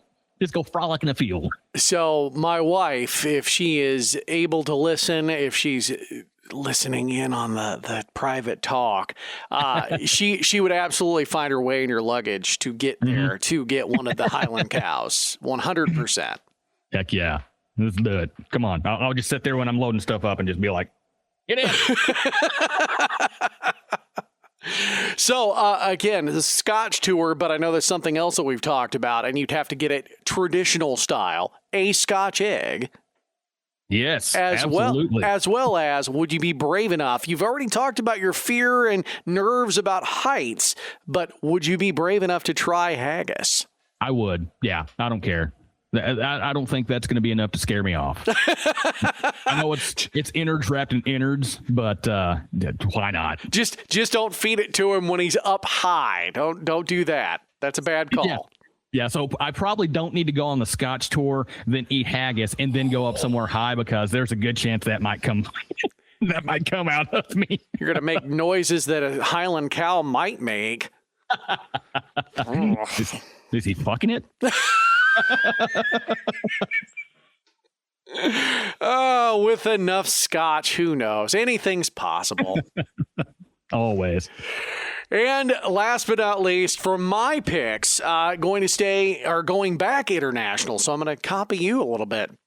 This one is one that I mentioned Oaxaca was probably the last 10 years, maybe less. This one's even less time than that, but it has become my number one with a bullet destination point. It has surpassed Ireland for me. And I've talked about going to Ireland and Scotland pretty much for 30 some odd of my 40 years on this planet. And this one is not only because there's so much cool shit to see and do, but there's one particular person that I have to go see. That would be Justine, our bonus daughter, our foreign exchange student that we had a few years ago. We've bonded. She is my kid. She's our daughter, no matter where she goes, no matter how far away we get, no matter how many years separate us from cohabitating in the same house. But she's always going to be our kid. And at 18 now, she's our kid. But she is from Latvia. And her current residence is in Riga, which is the country capital, and it's on the western edge of the country and by the Baltic Sea and just south of Estonia and north of, forgive me, Justine, I'm blanking out on my geography skills. Not another strong one for me either. Communications major. Hi. But yeah, so just... the main pull is to see her again and to visit and get to see some of the places and people that she's talked about, and hopefully she's referred positively to her experience with us, and so we'd get to meet them in turn. But yeah, just look at it. A lot of the things, it's that old architecture. It is so unique to that part of the world, and it is so old. That's the thing. America is barely a preteen compared to so many of these countries and so many of these cities. So one of the sections in Riga is Old Town, and cobblestone streets, much like you were talking about with Scotland. The town hall square, there's a Swedish gate, and then St. Jacob's Cathedral. And this thing is that Slavic influence, just that I don't mean to sound ignorant when it comes to architectural themes, but I can only describe it as that Gothic look. And it takes your breath away. And I'm just doing pictures. I don't have any physical representation to the scale of this thing. I've been around big churches. I've been around big cathedrals. I've set foot in them. Something tells me that this is just going to take every bit of breath I have away. And I'm not even that big of an architectural guy. Like, that's not my main pull or push to go to a specific area. I'm much more likely to be inspired by art in a museum than I am the architecture of places. But there's just something about that is so unique to that part of the world that it's absolutely a draw. They also have an Art Nouveau district with some of Europe's best early 20th century architecture. So again, just that part of the world having its own unique feel and theme. And then Riga Central Market, a huge indoor market. It's in old Zeppelin hangars. So that should give you an idea of scale, dude. It's massive in there. And again, that's just a way to try out all the food. Yeah. And what better way to really immerse yourself in Latvian culture and get a lot of the specialties that they have and really try it for yourself. You'd hope that there'd be a lot of older women in there, the grandmas amongst you. They know what they're doing. They absolutely know what they're doing. So that's what I would hope for. And another one is Bastion Hill. I hope, Justine, please don't make fun of me any more than you already do. The pronunciation, that is my American/English translation of it. I'm not even going to try and pronounce it in Latvian. But it's a relaxing park next to the Freedom Monument. And I believe that she has shown us whenever she's been doing her Snapchat stories and us doing a live chat that she's walked us through there before, or at least given us some sights of it. And I can only imagine some of the times of the year, how beautiful that would be. I imagine in the summer it would be awesome because climate speaking, Latvia is very similar to what we have in Iowa, but there is not the level of humidity that we have here. So it might get hot in the summer, but it's not going to be the level of, oh my God, I'm melting or I'm nothing but sweat. And then in the fall with the leaves turning, I imagine that it's absolutely beautiful. So, Riga, Latvia is our my final pick, and hopefully that happens sooner rather than later. Again, shocking how that shot up to the top of the list when 3 years ago that wasn't even on the radar. Right. You bring somebody into your house and you grow with them, grow so close with them all of a sudden, and you can't help but pick up on their culture in moments like that. And it sounds like, for one, I'm just still thrilled that you guys have the relationship that you do, that you're still able to stay in touch. And it's not one of those, oh, I guess I need to talk to this old guy that keeps messaging me. You know, it doesn't come off as anything like, she's basically your adopted child to a degree, you know? And so absolutely. And so I hope that trip, you get a chance to go see her here within the next couple of years or so. I really do hope you get to do that and soak in all these sites that you've seen the pictures of in person. So. Yeah, 100%, dude. And we appreciate that. And hopefully, again, it is able to materialize sooner rather than later. It's not an if, it's a win for sure. But just hope that all the stars align and we're able to do it sooner rather than later. So there you go. Well, heck yeah, that would be that. Yeah. Top of the bucket right there, man. That sounds like such an awesome trip, and for a great reason as well. So you're tying up so many cool things with that. So where you go with your last one, man? We've done all this. It's a big build up. What do you got? Yeah, I'm staying on the island where I just was. I'm going to take me a nice little train trip right down to London. And London has been one of those places that since I was a child, I have been fascinated by. And I was turned on to England by my uncle, predominantly, my mom's brother. He was into bands from England. He got me into bands like Pink Floyd, Black Sabbath. He told me about how Jimi Hendrix was more popular in England than he was in America for the longest time. He told me about, guys like Eric Clapton. And then later on, I come to find out about, Iron Maiden and Priest and those British bands. Ozzy's in there. And then, that one, what's that one little band called? Oh, gosh. The Bugs, the Beatles. My mom was a huge Beatles fan. And so I basically, from the time I was able to comprehend anything, it seemed like I was learning so much about British culture, but not really knowing that I was learning about British culture. And then I think when I was probably 10, 11 years old, I was introduced to Monty Python, and then that just kicked the door right open. And so at that point, it really became apparent to me that I was like, there's so much in my life already that has these British influences in it, and I didn't even realize it. And so I started, here and there, I would read about England. And I'm going to be completely honest with you.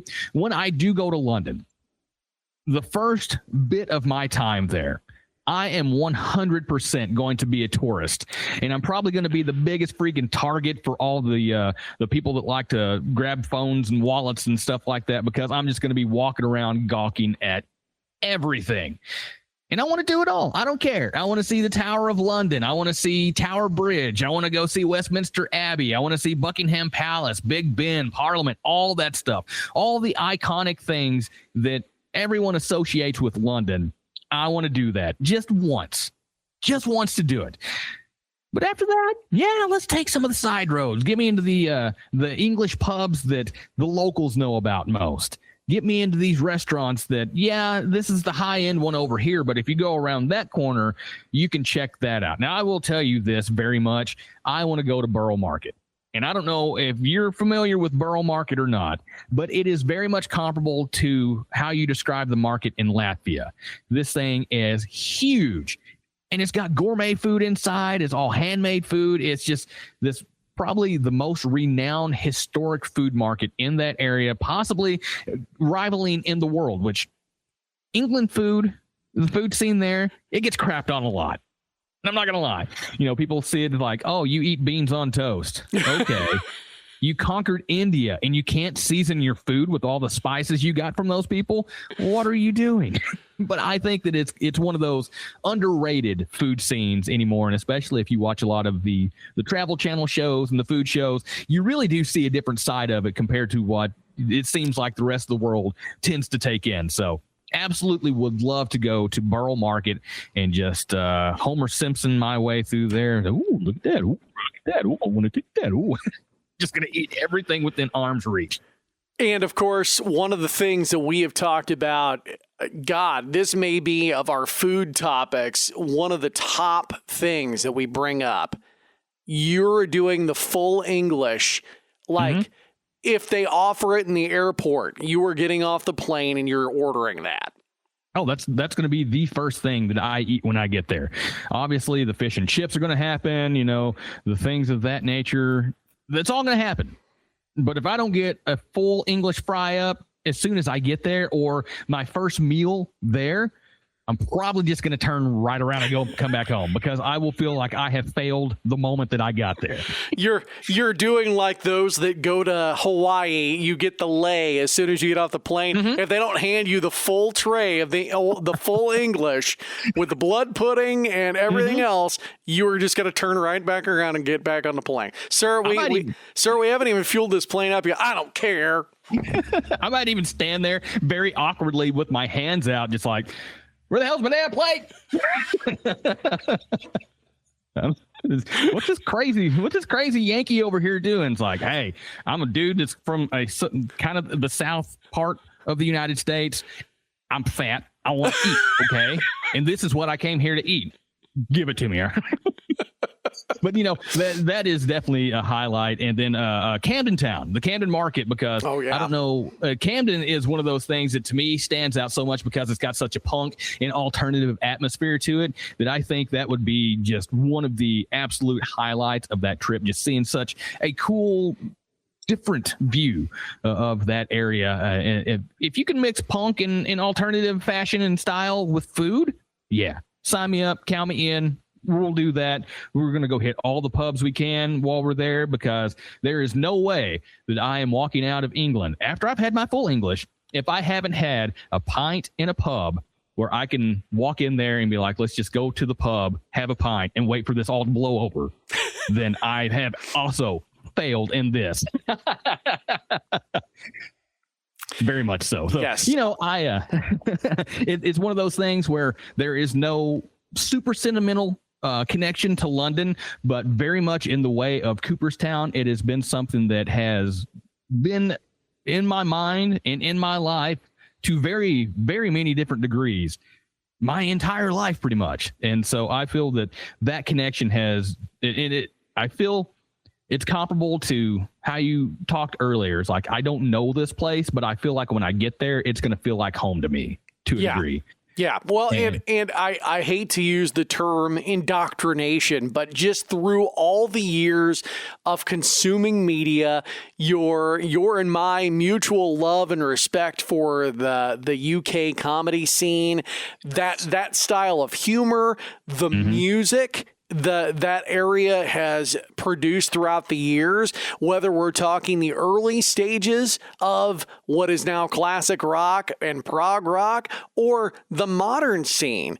there's something in the water over there. And that particular area, your last pick, God, you could just throw a dart at the map and you're going to land somewhere that had something historical involving one of those two elements.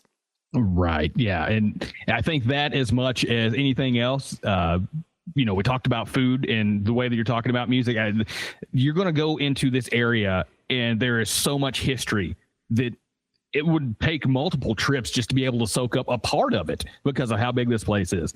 And so it's definitely one of those things that as much as I want to go for eating and entertainment and stuff like that, I very much want to just soak in this history that, again, is important to me as somebody that's played music, especially, and somebody that's very much into hard rock and heavy metal, being in the area in which you described it. It's almost to me kind of on par with Cooperstown, in that I feel like it would almost be a we're not worthy moment in some of these places. And so just to be able to be, it's like, I'm in this spot where Ozzy stood. I'm in this spot where Jimmy Page stood. I'm in this spot where David Gilmour stood, things of that nature. And it's almost overwhelming to think because maybe I'm putting them too high, but at the same time, they've been important to my life, and this whole place has been one way or another important to my life. And so it's absolutely, for me, it's number one on the old bucket list. And I think it was another place that was discussed for an anniversary trip. So we see how that went. But I'm going to get there one day, and I'll absolutely make it. And I have been that devil on your shoulder as a not a little bit, not pushing at all, but I have made it my mission. You will have your passport by the end of this year. By the end of 2026, you will have your passport, whether I got to buy it for you or not. You will have your passport. What you do once you have it is up to you. But I am going to be that motivating driving force. It's like, hey, what are you doing this weekend? Oh, I'm going to clean the house. You get your passport yet? You should set up an appointment. Go down and get your passport. So you're going to be equal parts of devil on my shoulder and the daddy bird that's kicking the baby bird out of the nest. Oh, yeah. Well, that's fine. I can't kick you out of the nest because you can't fly without a passport, man. Come on. All right. One foot before the other, right? Yes. Well, this has been a great talk. And the Wanderlust, definitely, like we talked about the food, and it's like, well, God, now I'm starving for this and this and this, and we don't have it. I guess I'm going to have to look forward to it another time. That's how I am with my Wanderlust now. I want to go to these places even more. And now there's the ones that you've named off might not have been spot specific of places that I wanted to go, but if we had a more extended list, we're crossing paths right and left on these travels. So the Wanderlust has not subsided whatsoever. Oh, dude, I'm right there with you. It's like everything you mentioned about the places that you want to go. I didn't know anything about that. That's there. Oh, I want to see that too. Yeah, can we all go together? Absolutely. Let's caravan together. Let's do it. All right. There we go, man. Just sell off all of our worldly possessions and then somehow figure out a way to just travel the world, right? My feet aren't pretty enough to post them online, so we're going to have to come up with a different method. This body ain't built for hooking, brother, so we got to come up with a good way to figure out how we're going to pay our way across the world. All right, man. Well, it's about that time. Extend your finger. Boop. Boop. I love you, man. I love you too, brother. Have a good evening. We will talk to you again soon. All right. See you guys.